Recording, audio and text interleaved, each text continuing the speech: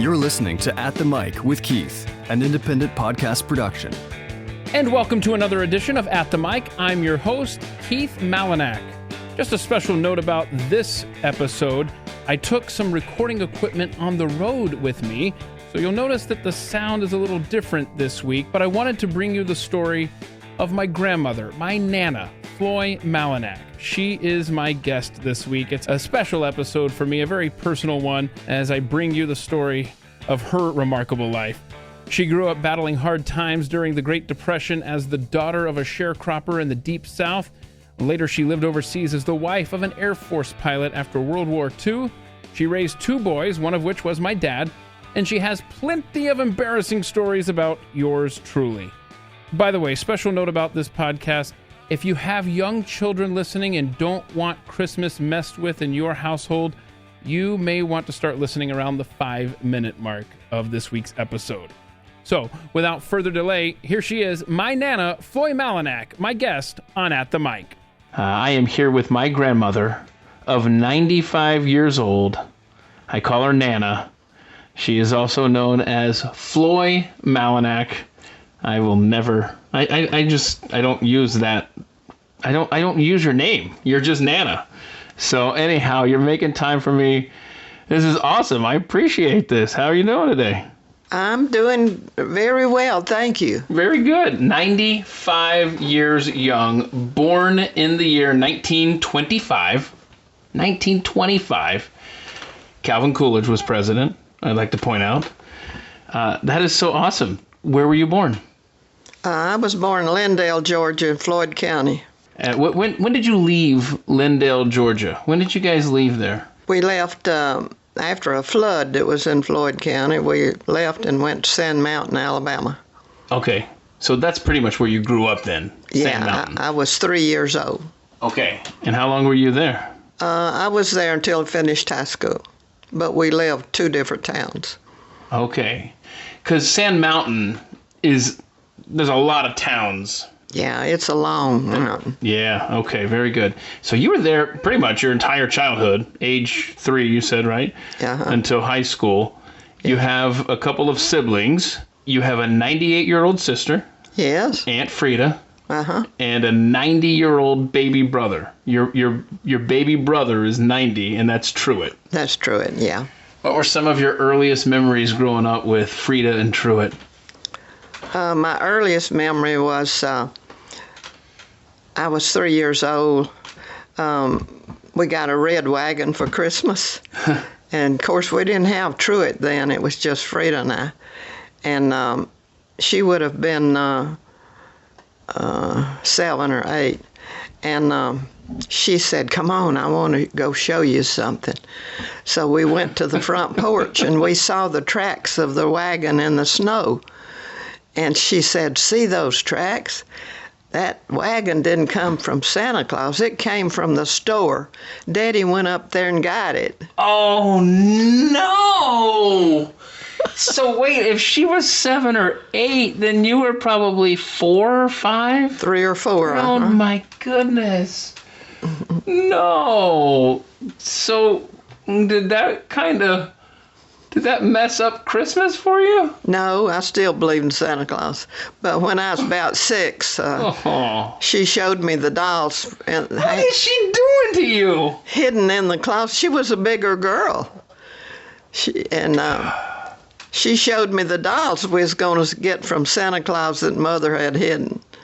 So that time I kind of believed it. I was about 6. Oh, man. I am so sorry to hear that.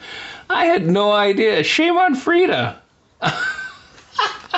Wow. Truett and I thought Frida was great. Yeah. Well, did you ruin things for Truett later? I don't think. So you guys looked up to her? Yeah, we did. Okay. So she was a good big sister other than ruining Christmases for you? She didn't ruin our Christmas. We got fun out of that. Okay. All right. Very good. What were some other memories you have of Frida and Truett growing up? Oh, I remember Frida falling in love with a football boy. And he was in my class. He was younger than her, and I thought, oh, this is so silly. Uh-oh. I ought to be liking him, but I don't. So wait a minute. All the girls in high school was falling for that one football boy. Wow. So was she already out of school then? No, she was senior. Okay. All right. And so when she was a senior, what grade were you in then? Oh, I don't remember. Okay. Probably freshman or so? Yeah. Okay. Wow. That's funny. I remember you telling me, speaking of sports and growing up, I remember you telling me about going to watch baseball games when I think you were probably in your 20s maybe, I don't know, or a teenager, over in Rome. Like they had like a company team. How did that work out? Oh, that was, my uncle was pitcher for, it was a Burlington fabric mill. Oh, okay. And I guess after the war, the government managed to get manufacturing in all these small towns to give people jobs. Mm-hmm. And my uncle was a pitcher for that mill team, and I enjoyed going and watching them practice in the afternoons. I was staying with my grandmother, working in the summer months to make money to go back to high school. Oh, okay. In those days, we had to pay tuition every semester and buy our own books. Very good. And there's a guy who plays for the Atlanta Braves, Charlie Culberson. Yeah. And I guess it was either his grandfather or great-grandfather played on one of those teams, right? Yes, he did. I don't know. I guess it was his grandfather. Okay. Because he'd have been a little older than me. Yeah. All right. Well, that's really neat. You mentioned paying for college. You went to school. What kind of classes were you taking? I was married and had been overseas with my family. Oh, so this was later. This wasn't back when you were young. This was later on. Yeah. Okay. This was way later. Uh-huh. I took English 101 from University of Tennessee. I took library science from University of Georgia. I took accounting from Kennesaw College. Okay. And were these when you lived all different places then? Right. Okay. Right. What are some of the places? Because my grandfather, Papa, Frank Malinak, he fought in World War II.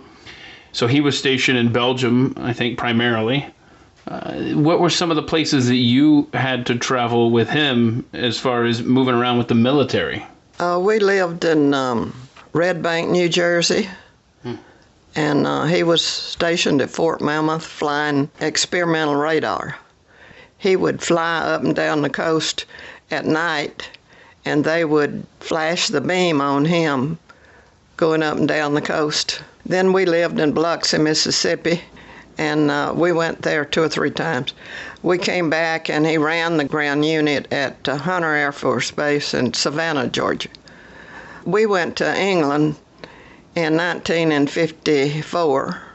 He was managing the ground unit there, and the Lebanon War broke out. And he called me from the base and said he was going to have to go to Lebanon. Oh, my goodness. So that's the last time I heard from him for several weeks, and then he came walking in the door and said he hadn't been anywhere. He had to stay on the base with the unit, but the rest of the unit except one man had gone to Lebanon, and they were back.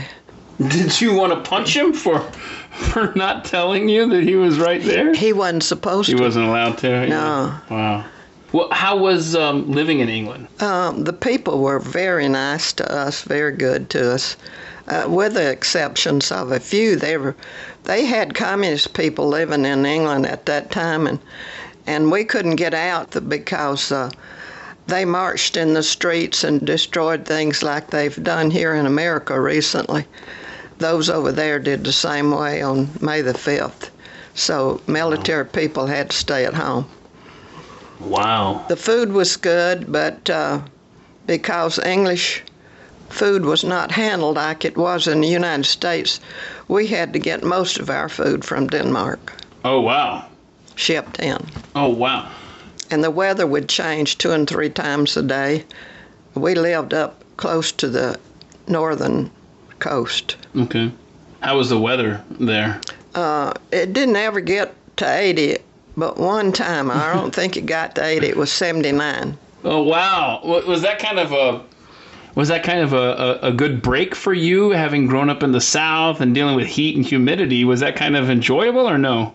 No, it was a joy when it got to 79 because I'd been freezing ever since I got over there. Oh, my goodness. So how long were you in England? We were in England 2.5 years. We went to Belgium and we went to Germany and France. So what's your favorite country that you've been to, other than America? It's historically Italy because I really enjoyed the art. Oh, okay. Very good. What kind of places in Italy did you get to see?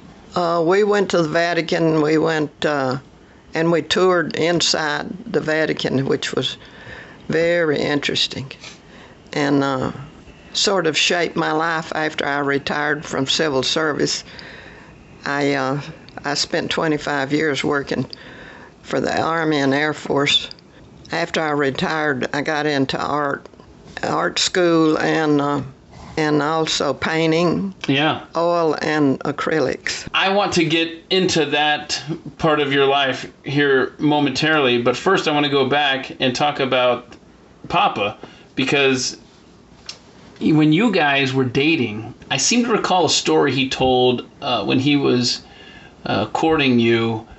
He flew you around in an airplane around Washington, D.C., specifically around the Washington Monument, correct? All of that's correct, except this was after we was married and our first boy was about a year old. Okay, I don't know why I thought it was like for some reason I was thinking he was trying to show off or something. Well, he probably was trying to show off. Well, he showed off before we got married.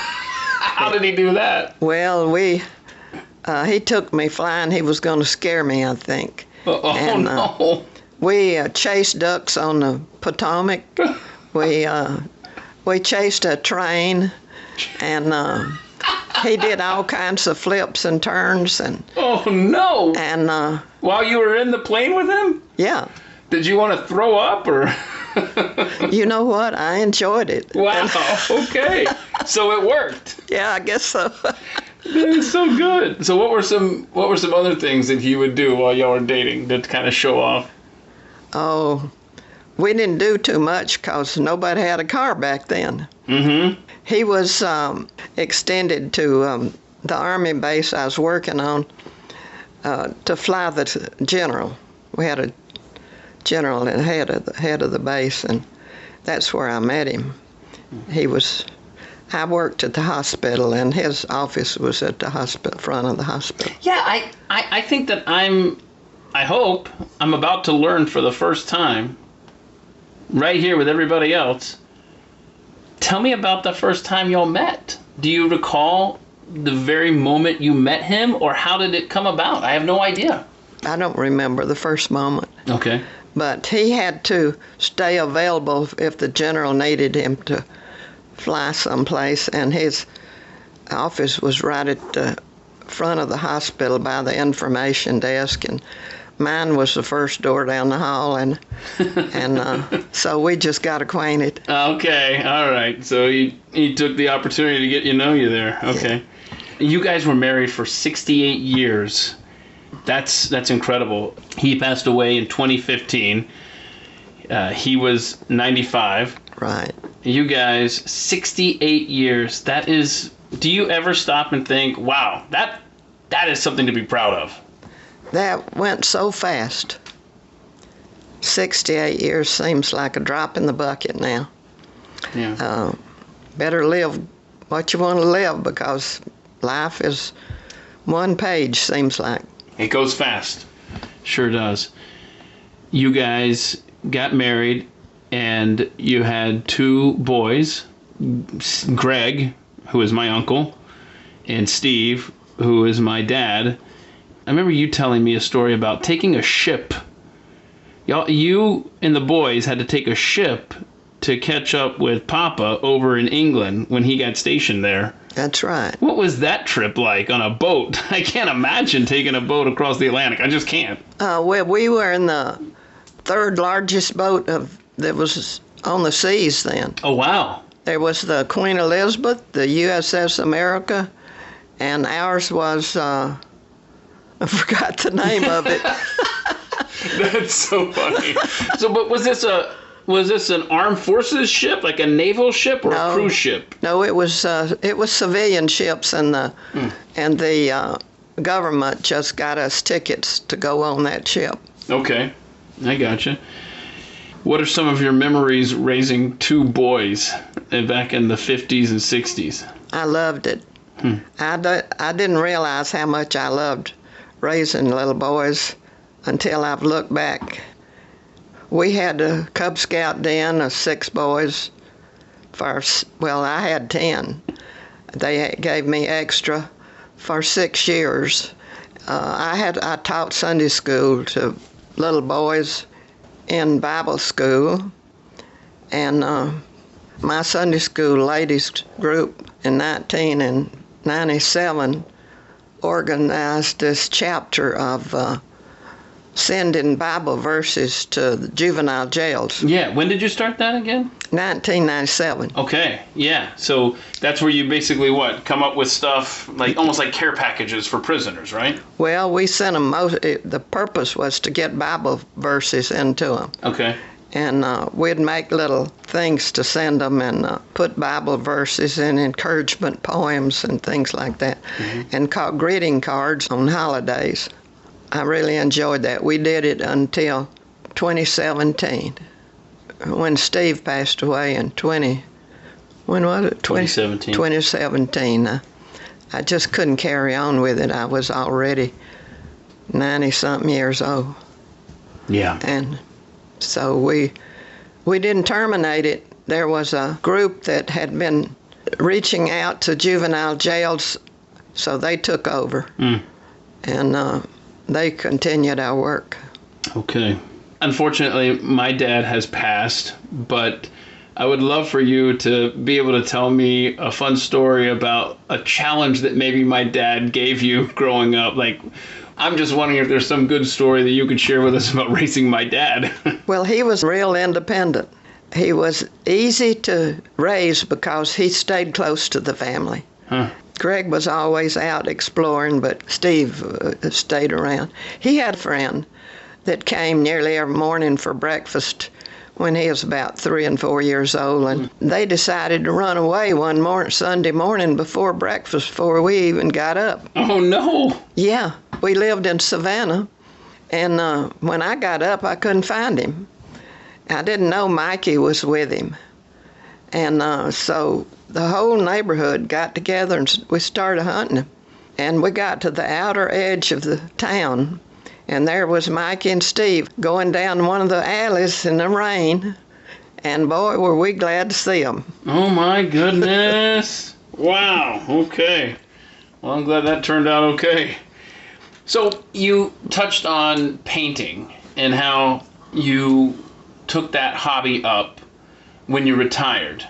What made you want to start painting? Was it that exposure to art, classical art in Italy back decades before, that you were like, yeah, one day I'm going to be an artist too? There was a preacher getting his doctorate at one of the churches in town, and he was setting up all these courses for seniors. And when I retired, I had been so active on the job, I knew I had to get into something. I couldn't sit and hold my hands. So I got into 2 classes. I had 2 different ladies teachers, and they were excellent, both of them. Who's your favorite artist then? I never thought of that. I like them all. Yeah. Let's see, other hobbies included tennis. You and I played some tennis, actually, when I was young, and you had just retired, right? Right. And golf. You and I played golf together. I remember that. Right. Let's see. I was always playing with the little boys. Well, so be it. We had fun. I think I think what I enjoyed the most probably was driving the cart. You let me drive the cart. Yeah. Now, not many adults would let a kid, 10 years old or whatever, drive a cart around. That's right. I was glad for him to do it. So I appreciated that. You used to sing in the choir at your church. Right. Right? Mm-hmm. Am I missing any hobbies here that you've done? I know you're an avid walker. You still walk throughout your neighborhood. Right. Yeah. I started walking before I retired, and I kept it up. I'm still walking. Okay. So when you were a kid, your father was effectively a sharecropper, right? Right. So everybody had to work around the house and in the fields. Right.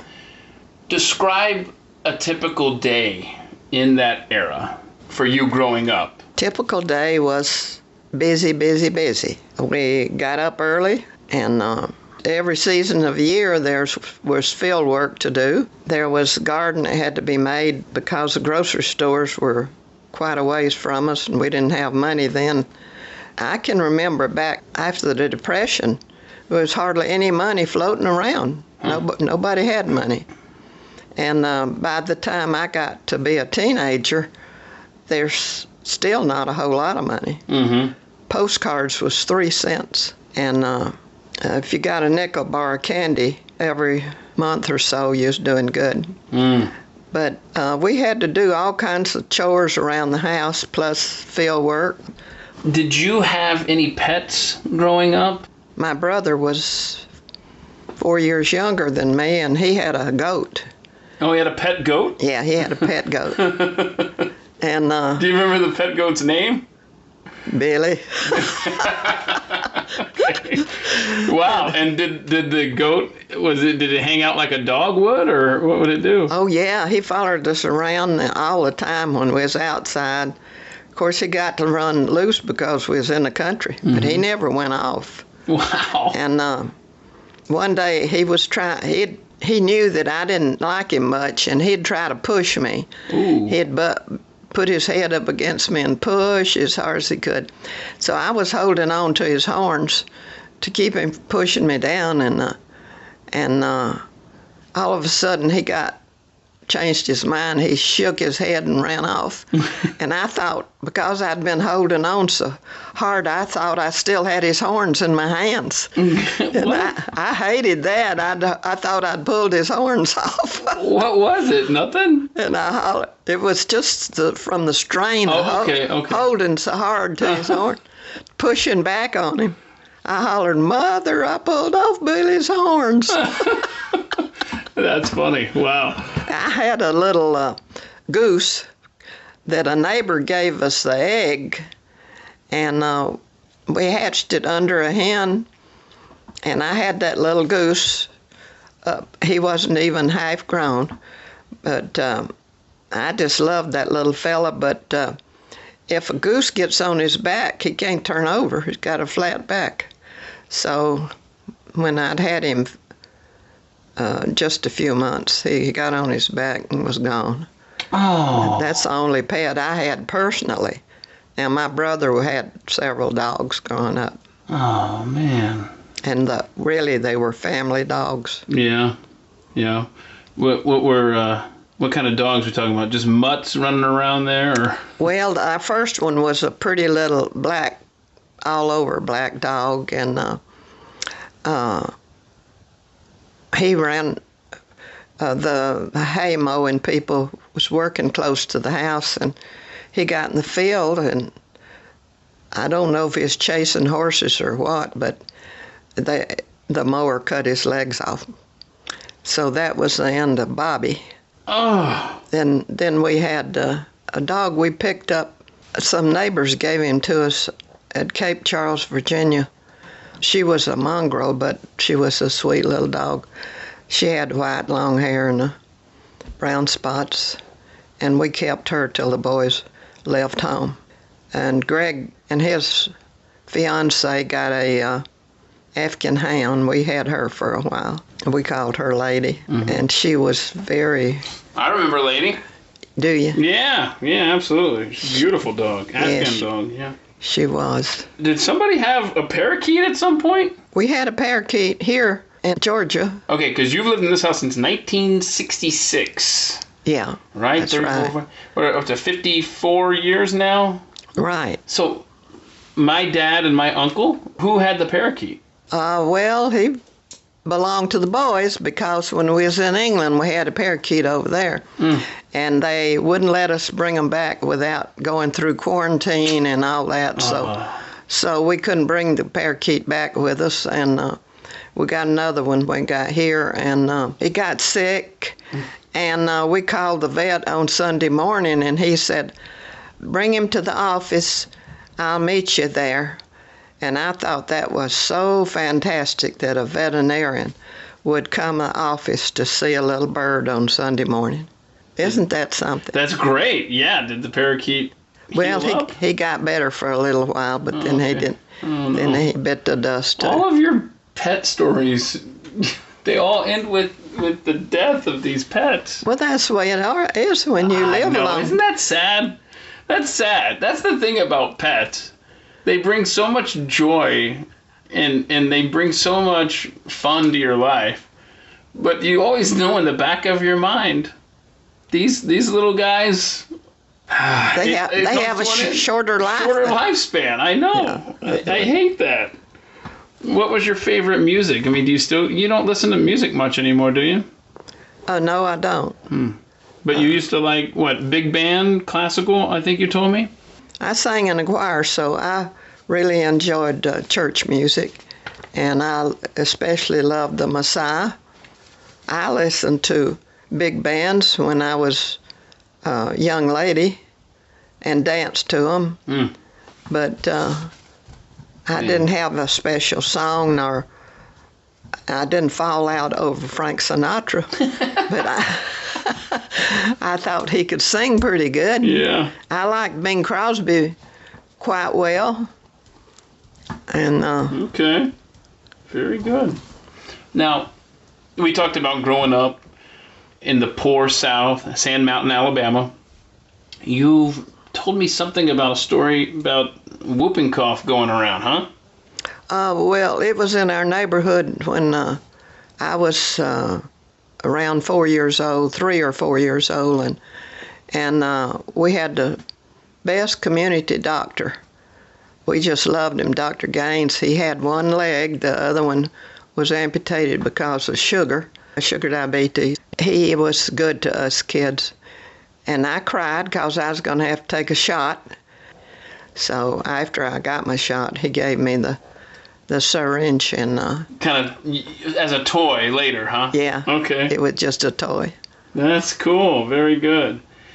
You remember the night Franklin Roosevelt was elected president for the first time, correct? Right. What was that memory like? We didn't have a radio. My mother went to the neighbor's house to listen to it on the radio. And my dad kept me and my sister and my baby brother. And you could hear dynamite going off. People didn't have firecrackers. And so they were so glad to get a new president. Right. Because we had been under Hoover. Right. But I knew it was really a change in our community. Wow. So they were pretty excited in the Great Depression era in a very poor part of the South to be getting Franklin Roosevelt as president at that time. That's right. Mm-hmm. Who in your life has had the biggest impact on you? I had a school teacher that was, she was calm, cool, collected, and she got things done. What was her name? Miss Alma, A-L-M-A Morgan. Okay. And what grade was that she taught you? I think it was senior English. Oh, wow. It's either junior or senior. And what was it about her that had such a lasting impact on you? She had self-control. She had, and the boys would aggravate, but she could always handle them. I didn't understand how she's so good at that. And she taught you English? Yeah, she taught my English class. I've known some mighty good people in my lifetime. There's a lot of good people in America. Yeah. And my pastor in Rome, they elected me librarian. And so I spent 2 years setting up a library from scratch. Oh, wow. That sounds kind of fun. Or was it a hard work? It was work, but the Lord was with us. There was a woman, a druggist wife, came to work with me, and she said, I'll do anything you want me to, and she did. Oh, that's nice. And we got it set up and in operation just before I had to move. I hate to jump around like this, but let's talk about Nanny for a moment, who is your mom, Eula Grogan, and she had an impact on you as well. I know that. You've told me that. Well, she had the most impact on me, I'm sure. I love my mother, and she was a happy trooper. We didn't have too much to be happy over growing up during the Depression and everything, but she smiled and kept us laughing and going all the time. And she would always make us cookies and cakes, and relatives would come on Sundays to eat when I knew we didn't have much food. Mm-hmm. And she'd make a spread, feed everybody. Yeah, she's very kind. And she always got everybody that she could think of a birthday gift of some kind. And she was funny. She was very funny. I had the gift of knowing her, goodness, until I was in my 30s. I just remember she was a very kind and funny woman, for sure. I remember her telling me a story about how they had to take wagons and horses everywhere they went when she was growing up. What was the transportation like growing up on Sand Mountain in the 20s and 30s? What was that like for you guys? My mother, she had a horse named Dixie. Until she got married, I guess she had to give it up. But we didn't have any transportation. Right, you didn't have a car, did you? No. I don't know how we got around. Neighbors that had cars was very generous. And if you'd call them and tell them you needed to go somewhere, they'd work out their schedule to try to take you. Wow. And we didn't have visits to the doctors like they do now. We went if you got sick. Mm-hmm. Or called him, and he came to the house. And my mother helped that doctor. And when he was going to deliver a new baby, he'd come by and get her and take her with him. And she and the doctor would talk to the new mother about how to feed the baby so it would develop good. And she actually did it. After I left home, she actually delivered a baby. The doctor didn't get there in time, and it was a relative of the family, so she was called to come and stay with her. Wow. And mother delivered that baby. Wow. She was quite good at everything she did. What is something you want to accomplish still? Is there anything? Just be healthy and do what I can for other people as long as I live. Yeah. And you're 95 years old. I've got one for you. You're going to get to learn that new tablet that we got you so you can see your great-grandkids and talk to them. We're going to get you. You're going to be a pro at that tablet before long, Nana. Don't worry. You don't seem so confident. Your most embarrassing moment? I imagine I had several of them. Yeah. Do you remember one night that me and Carrie and the kids showed up here and you were sleeping? Wasn't that long ago. And you were asleep in the bed back there because you said, come in, right? You said, come in. I said, we don't want to disturb you, but you made sure we woke you up when we got here. And I hated to do it, but I was going to wake you up. And I just kind of, tapped your foot a few times. And boy, you let out a scream, I tell you. I felt so bad. Oh, I felt so badly for just scaring you.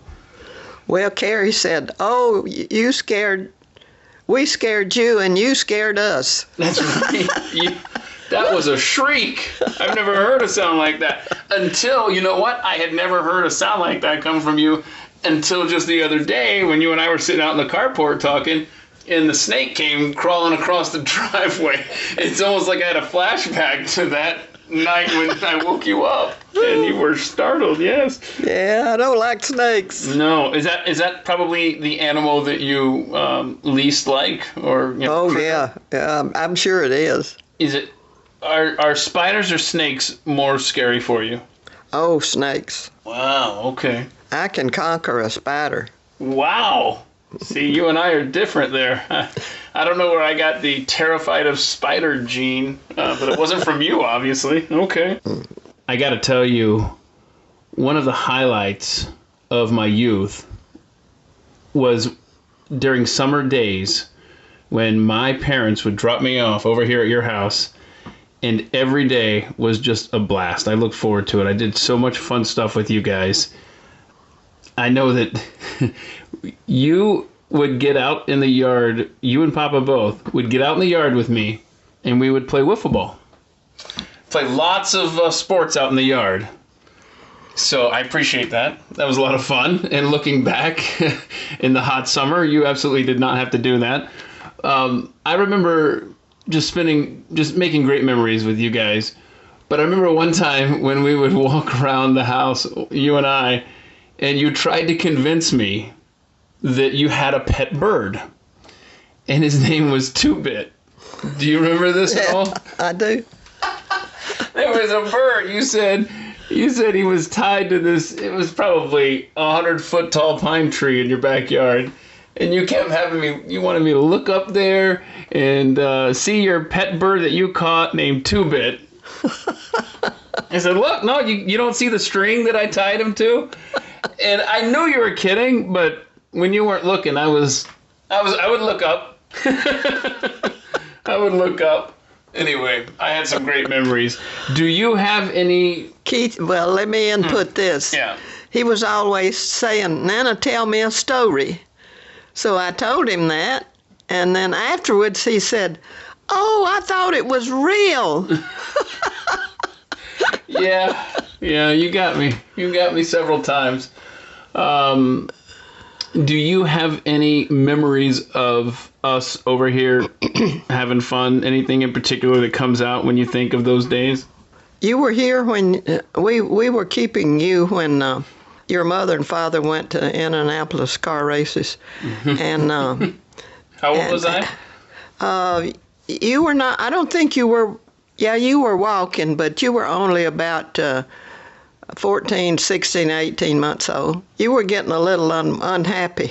We had a PA system that ran out to the patio in the back, and we turned the PA on to music, and Papa got out there and danced with you. And you got feeling real happy, so we was glad about that. Yeah. And then one time you was over here, and you had this little straw hat you liked, and you pulled it down almost over your eyes, and I thought you were so cute. And we were out in the carport, and you and your mother were about to go home, and you started crying, and I don't know what the cry was about, if it's because you didn't want to go home. Probably, yeah. Have so much fun over here, making forts and all sorts of fun stuff over here. And you were crying and bubbles coming out your nose, so No.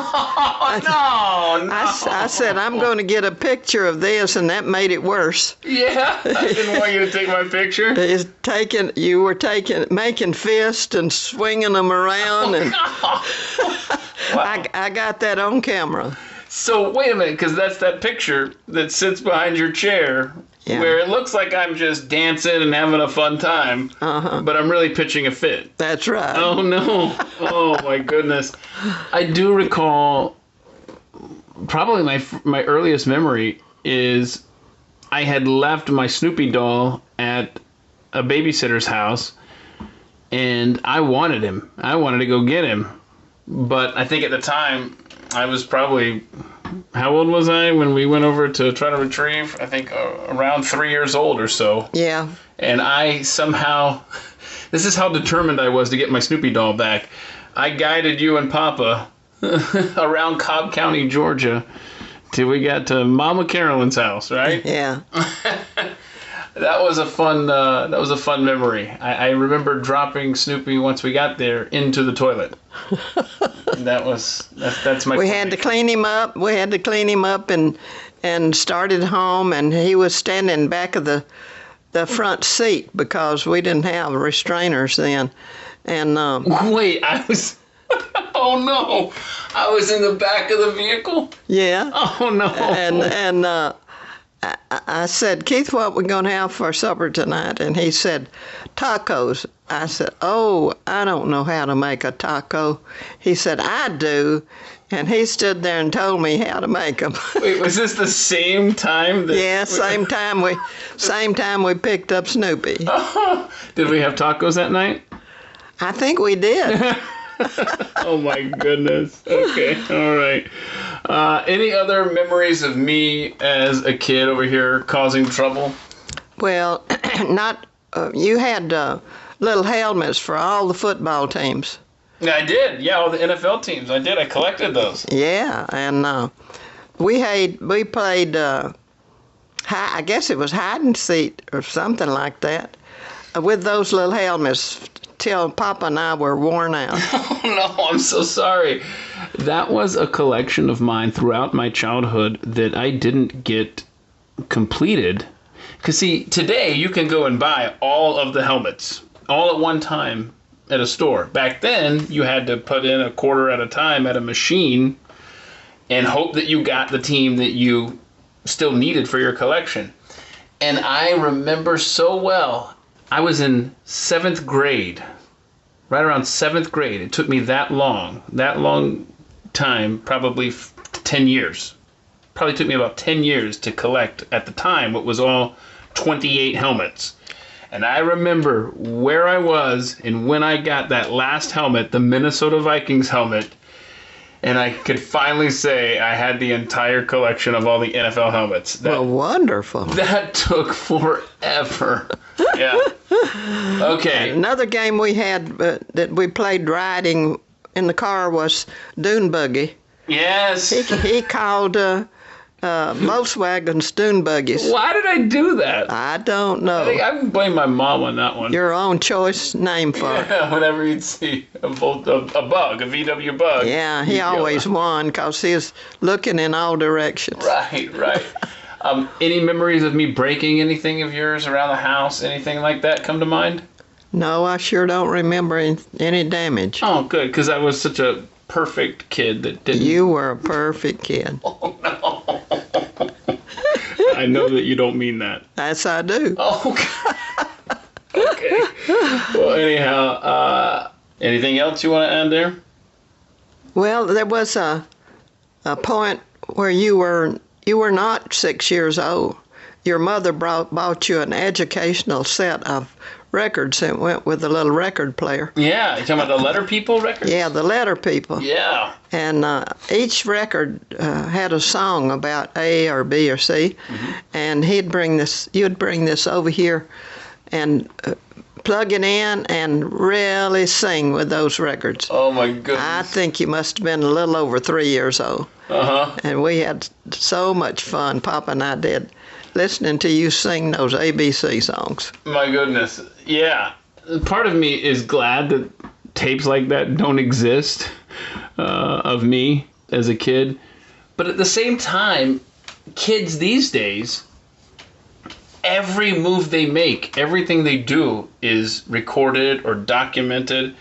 And a lot of that ends up on social media and on the internet till the end of time. It's a completely different world now. Yeah. You know? When you were young, do you ever wish that some of the stuff that you had done as a child, that video cameras and recording devices had been around back then to kind of cement some of those memories? Or are you okay that those don't exist? I'm okay. Yeah. I think the precious memories that you have stays with you and other members of your family, and if you talk about them. And I think that's sufficient. It was all right for the period of time we were in. I've made a lot of memories in this house where we're doing this recording. I look around just this room right here, and just a great part of my childhood, and I appreciate all the times that you spent with me and entertained me. So thank you. Anything else we haven't covered that you want to share with everybody listening to this? What brings you the most joy in life? Oh, the people. Mm-hmm. I love people. I love my neighbors, and I love my family. I missed my family the years we were away in service. Mm-hmm. We were in service. I was married to him for 16 years, away in service, and didn't get to be with my family hardly any. So I love my family, and then these people that I met on the way in service people and civilians. I always tried to get into a civilian church so I could meet the people of the town. And I just love being with people and hearing about them and helping them if I can. And that's, I guess, the biggest pleasure in my life. All righty. Well, if there's nothing left here, I want to thank you. Floy Malinak, Nana. I know this was quite a challenge getting you to sit down and agree to this, but thank you. I've enjoyed it, Keith. All right. I'm glad to hear that. Okay, let's go eat lunch now. Thanks, Nana. Love you. Thank you, Keith. This has been At the Mic with Keith, an independent podcast production. Look for At the Mic Show on Twitter to connect.